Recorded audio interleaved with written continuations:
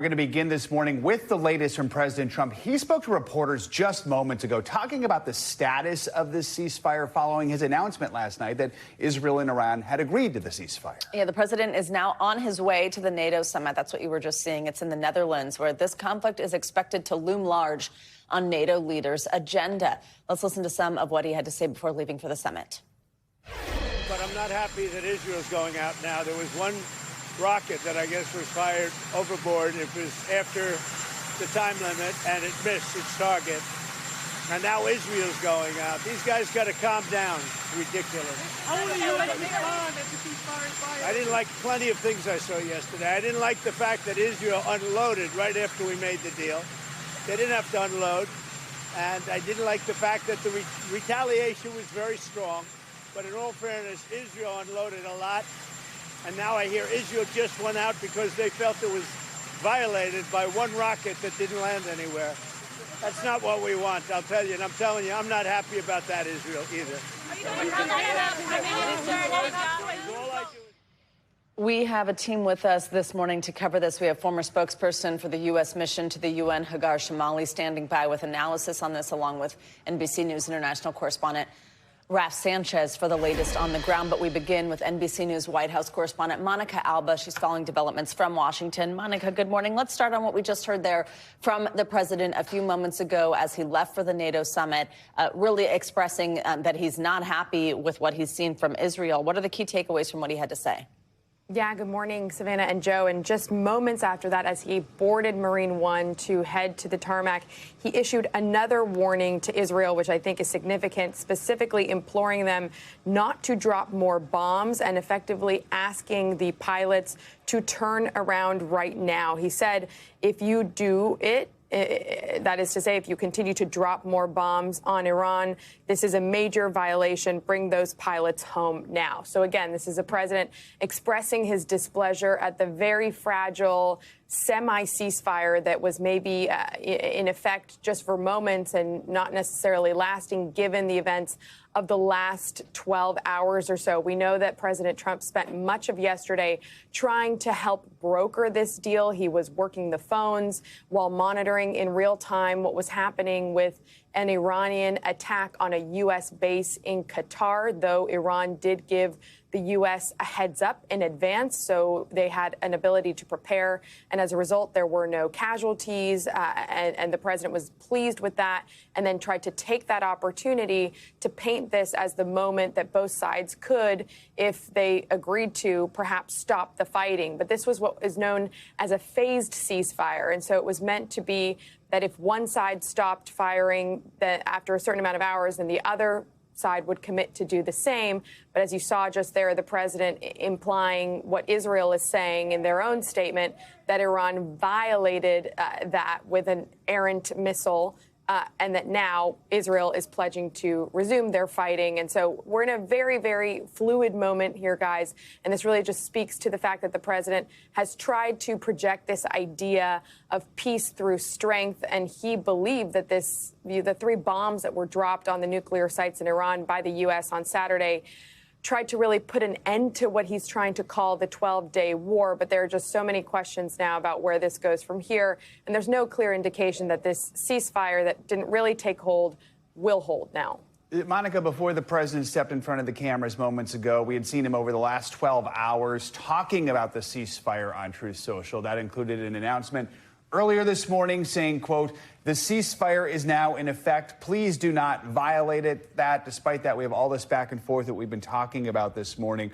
As the president has been sending out these messages, do we have an idea? Is he surrounded by his national security team when he's putting all this information out there?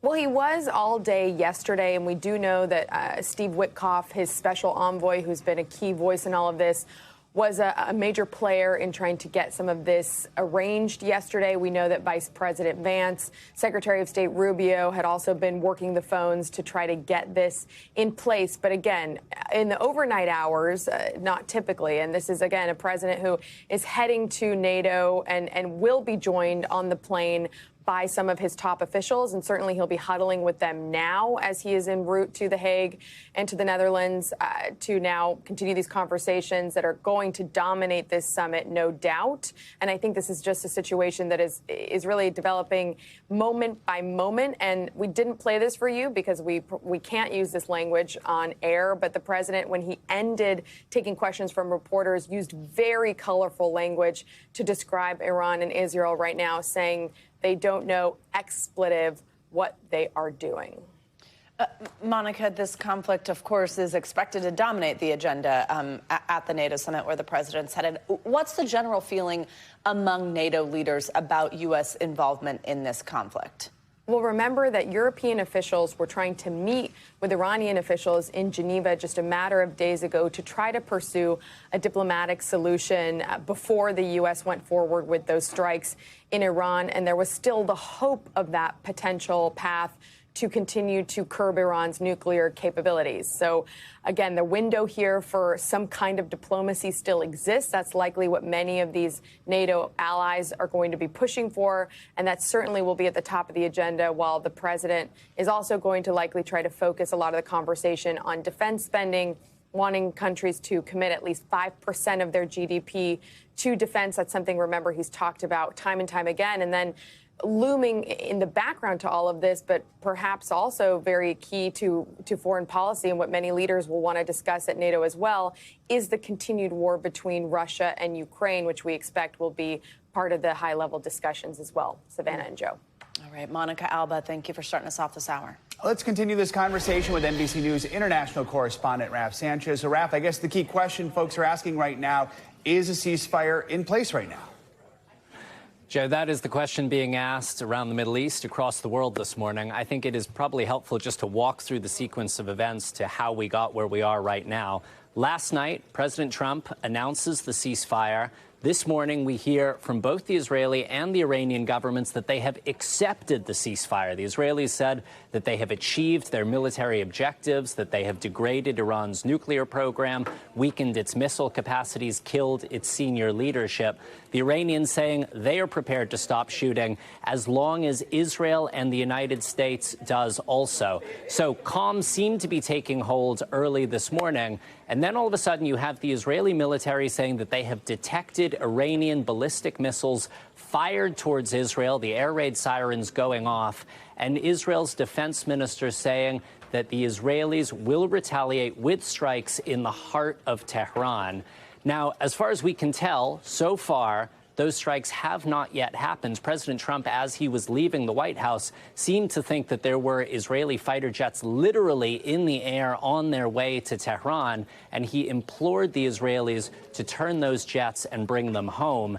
If the Israelis do not go ahead with the strike, then potentially this ceasefire holds. If they do, it is going to be a major, major challenge to this fragile peace. Guys. Raf, let's also talk about the retaliation we've seen from Iran so far after the U.S. bombed those nuclear sites. Iran targeted a U.S. base in Qatar, but it looks like the damage there was minimal. Is that right? What have we heard from the U.S. and Qatar in the aftermath? Yeah, Savannah, that's our understanding. The Iranians firing 14 missiles at the Al Udeid air base in Qatar. This is the largest American military base in the Middle East. There's some 10,000 U.S. personnel stations there. President Trump saying the United States got a heads up from Iran ahead of time that this was going to happen, which indicates that this was, from Iran's perspective, a largely symbolic strike, that they felt they had to retaliate, given that the Americans had hit those 3 nuclear facilities, but they were not looking for a wider conflict. So no casualties, either American or Qatari, minimal damage, according to the United States. You are hearing strong condemnation from Qatar for that Iran violated its sovereignty. But as President Trump put it, this seems to be the Iranians, quote, getting it out of their system. Guys. And Raf, you mentioned the strikes on the nuclear facilities in Iran. Do we have any new information on what kind of impact that may have had? Yeah, that's one of the major questions still outstanding at this point. President Trump said that the U.S. totally obliterated the Iranian nuclear program. The Pentagon is not prepared to go that far. They We're still in the process of carrying out what they call battle damage assessments, trying to understand exactly how much damage they did to these Iranian facilities, one of which is buried literally in the side of the mountain. And one of the big questions here is what has happened to Iran's stockpile of highly enriched uranium, the material that could be used to one day make a bomb. Our understanding is that it had been stored at the facility at Isfahan, which was hit by American cruise missiles fired by submarines. We are not clear at this point what has happened to that material, whether it was buried in the rubble of that strike, whether it was moved somewhere else, and if so, how it's being held and what it may be used for. Guys. All right, Raf Sanchez. Raf, appreciate your reporting. Thank you. Let's get more analysis with Hagar Shamali. She's the host of Oh My World on YouTube and the former spokesperson for the U.S. mission to the UN and former NSC director for Syria and Lebanon. Hagar, good morning. Thanks for joining us. So I'd like first just your take on this sort of ceasefire. Israel saying it will attack Iran again, accusing Tehran of violating the truce. President Trump, though, as we just heard, on his way to NATO, warning Israel not to drop any more bombs. What's your take on this back and forth? Sure. Well, when I saw the ceasefire, by the way, my first thought was that it was likely going to be very fragile. As you've seen with other ceasefires, by the way, post October 7th, for example, one of the escalations I really compare what we've seen to the most is the escalation you saw last fall between Israel and Hezbollah, where you had the significant escalation. And then when Hezbollah was really just on its knees, you reached a ceasefire, but because of violations of that ceasefire, you still have strikes that continue. Occasionally, Israel striking certain missiles because of Hezbollah violations of that ceasefire. And so I kind of expected that this wouldn't be the end of it, that you would see ups and downs. But that's not how President Trump sees this. President Trump ultimately, and I believe this from the very beginning, by the way, from the very beginning, President Trump wanted a deal, and that was very clear. That's why he kept playing these kind of games, why he kept giving Iran these windows to come to surrender, quote, to surrender or to come to the table. That's ultimately what he wants. He doesn't want to pursue a policy of regime change, as was discussed, in the last couple of weeks. And so that's there. You have two sides that are really just not exactly on the same. They don't have the same goals exactly. Hagar, Monica just mentioned how the president believes in peace through strength. And we saw how frustrated he was there just moments ago, speaking with reporters. There are decades worth of world leaders who have tried to find peace in the Middle East, and they've been unsuccessful. Is this a reality check for the president here? Well, perhaps a little bit of a reality check. I will tell you, I do have hope for peace in the Middle East in ways I have never had hope before, and that's largely because of the decimation of Iran's proxies across the region. The Houthis are sitting on their heels. Hamas is almost decimated. Hezbollah has been decapitated, and as you saw, many of them did not react when you had this escalation between Israel and Iran. But that said, and Iran itself is very weak, and they're showing that. Yes, they lobbed all these missiles, but it was a performance, and we knew that. Otherwise, they wouldn't have said anything to the U.S. about these missiles coming toward the airbase in Qatar. That said, I do think he's going to try. He's going to move ahead. Don't forget that he achieved the Abraham Accords. That was a significant achievement. And his goal, and he said it on the campaign, was to expand that as much as possible and include as many countries as possible. And I think he's going to do it in a way of using the levers of U.S. power in ways that previous administrations haven't. Right? We've not previously struck Iran directly at its nuclear program this way. And so I do think that there's a chance there. But yes, he's dealing with the realities of the regime. The Iranian regime does not want to make a deal. That's not how this regime works. It won't survive if it doesn't pursue its foreign policies of destabilizing the Middle East and in having a nuclear program. And so it's not going to be easy. Is the answer to that. Hagar, if this ceasefire does indeed hold, if this actually happens, how do you think both sides will assess the outcome of then at that point what would be this 12-day conflict? Sure. So the issue that you have that's a bit confusing, and Raf highlighted to this, is the question that remains in my mind actually is really about this enriched uranium that might have been moved. I believe Vice President Vance said that there's an assessment that it's possible the Iranian regime moved that stockpile, or at least part of it. Now, that's not a simple thing to do, that when you move highly enriched uranium, and you're talking about these are pellets, basically, kind of these. They look like big hockey pucks, and they're highly radioactive. It's not something that you can just carry and move to a basement. You need another nuclear facility in order to store something like that, or you're going to be emitting radioactive waves on everybody around it. And so it's possible some of it was moved. That doesn't mean that their nuclear program wasn't set back years, if not decades. But yes, that assessment has to be made clear. But that's the thing that I think is the most important, because what does Iran do, with the Iranian regime do with that remaining stockpile, given this situation if it's not completely finished off? Yeah, Hagar Shamali, really important context and information there. Thank you so much. Back here in the U.S., almost half the country is strategizing over how they can spend as much time as possible indoors today. Many of us are bracing for the peak of this intense heat wave that has already set dozens of records, and the worst of it is expected to come today with, get this, 149 million people under heat alerts from the Midwest to the Northeast. Cities like Boston, New York City, Philadelphia, and Washington, D.C. are all under extreme heat warnings. All those places are bracing for a stifling stew of high heat and humidity, which will make it feel like it's more than 110 degrees in some places. NBC News correspondent Emily Ikeda takes a look at the heat's unrelenting impact. In the first week of summer, a record-smashing heat wave is scorching the eastern half of the U.S. It's just overwhelming. Buckling roadways and sending this car airborne in Missouri. Some passengers riding Amtrak say their train got stuck without power and AC. Amtrak says a train malfunctioned. More than a dozen major cities are facing extreme heat warnings, from St. Louis to Boston to Philadelphia, where the fire department has deployed extra medics as part of heat squads. We go to any firehouse right now, and more than likely we won't see our ambulances because they're out there responding and probably at hospitals taking patients to them. It felt hotter than 100 degrees near this high school graduation ceremony in North Jersey, which landed 9 attendees in nearby hospitals, according to the city. Across the region, officials urging residents to take advantage of cooling centers and splash pads. The humidity takes it to a different level. New York City declaring a state of emergency, poised to hit triple digits before Houston this year. It's a 1-2 punch north in Oneida County, where a deadly storm Sunday knocked out power to thousands just ahead of the blistering heat, now bearing down on businesses. The junction in the Catskills closed to protect their staff. These kinds of temperatures are rare for you guys in the mountains. Rarely gets this hot up here. When it's this hot and this humid, it's just impossible for us to get that extra heat out of the kitchen. Over the weekend, the heat hitting afternoon baseball games.